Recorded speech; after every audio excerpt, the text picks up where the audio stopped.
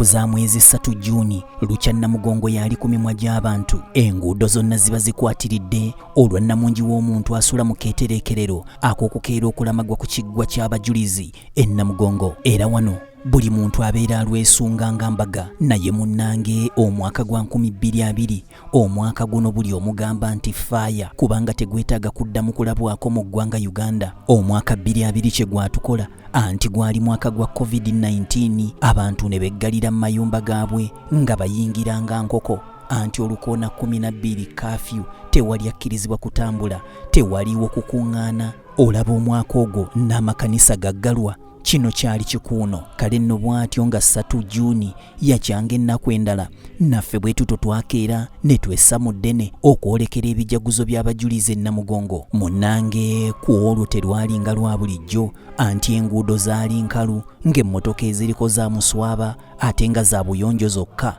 ate nga mbale bubazi anti za nkizo zokka ze zakkirizibwanga okutambula. Bwe twalaba guli gutyo ne twolekera butereevu ku kiggwa ky'abajulizi e Nakiyanja. Era ng'eno twasanga ekifo kiyoyeteddwa bulungi. Wano zaali zaakawera essaawa 2 zennyini ez'okumakya. Ssaabalabirizi Dr. Samuel Kazimba Mugalu yayingira Nakiyanja. Bwe yali awerekeddwako bannaddiini ab'enjawulo omwali abalabirizi, abaddinkoni wamu n'ababuulizi. Baalambuzibwa ekkaddiyizo ng'ali wamu n'omukubiriza w'olukiiko olukulu olw'eggwanga ebiseera ebyo Rebecca Alitwala Kadaga. Oluvannyuma Ssaabalabirizi Kazimba Mugalu yabakulembera n'abatwala mu kifo awali wategekeddwa okusaba. Wano Sipiika Alitwala Kadaga yasooka kutongoza pulaani y'ekifo ekyamanyibwa nga amphitheatre. Kino nga kiteeberezebwa okutuuza abantu abawerera ddala 5,000 ababa bazze okulamaga. Oluvannyuma abakungu baatwala ebifo byabwe era okusaba ne kutandika nga kukulembeddwamu Kabwejumbira Dr. Kazimba Mugalu ng'ayambibwako omulabirizi w'ennamirembe Wilberforce Kitoluwalira nga kati we twogerera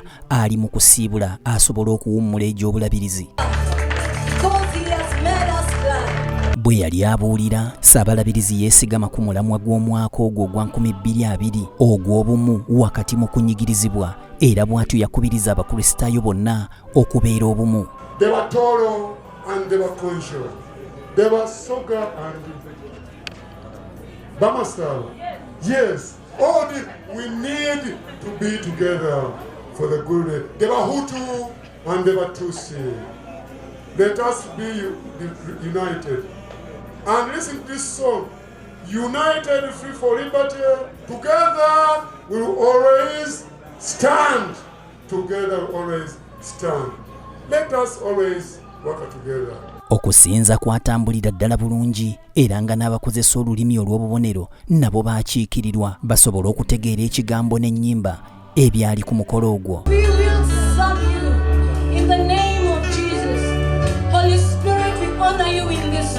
Okusaba kuno kwetabwako ebikonge omwali omukubiriza w'olukiiko olukulu olw'eggwanga ebiseera ebyo Rebecca Alitwala Kadaga, nampala wa NRM Ruth Nankabirwa, minisita w'ebyentambula Generaali Katumba Wamala, Honorable Cecilia Ogwalo eyaliko ssenkulu w'oludda oluwabula gavumenti, era nga kwaya ya Anglican Youth Fellowship ye yakulemberamu ebyensanyusa era nga wano yayimba oluyimba lw'olunaku.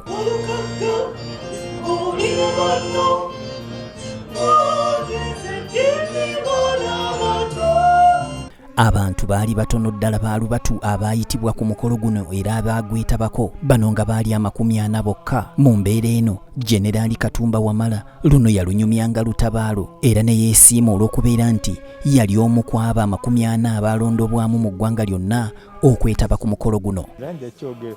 Yakyogerako kubanga nange njakiwandiikako ne mu ddaala yange nti nze mu miliyoni za 4 nze nali omu ku abantu 4 abajja ne babeerawo mu kijjukiro olunaku luno. Weema ey'abakungu yalimu abantu 12 bokka anti baalinanga okutuula mu social distance tonsemberera. Ate weema ey'abakulembeze abaali ku ddaala ery'obusaabalabirizi yalimu abantu 16 bokka. Ate yo weema eya kwaya yalimu abantu 16 bokka era be baakola ku byensanyusa. Kale ng'omugatte be bantu 42 abaaliwo.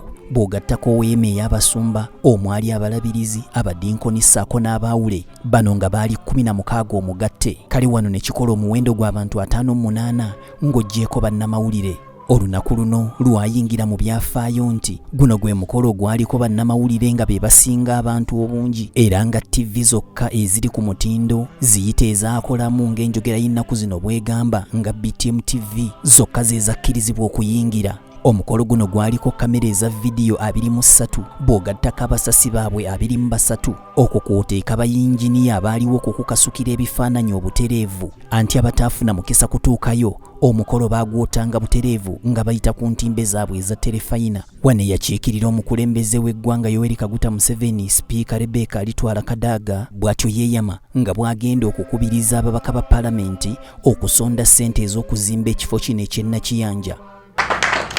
I want to now ask the members of Parliament. I believe we have been supporting individually, but I think it's time for Parliament to support as an institution. I will go and discuss with my colleagues, but certainly something, not in billions, but something will come. Mu bubaka bwe yali atisse Sipiika, Pulezidenti Museveni yatandika n'ekyawandiikibwa ekyava mu Matayo essuula 13 olunyiriri olw'23 era bw'atyo n'akkaatiriza nti abajulizi ddala yali nsigo eyagwa ku ttaka eggimu. The seed that fell on good soil presents those who truly hear and understand God's word and produce a harvest of 30, 60, or even 100 times as much as have been planted.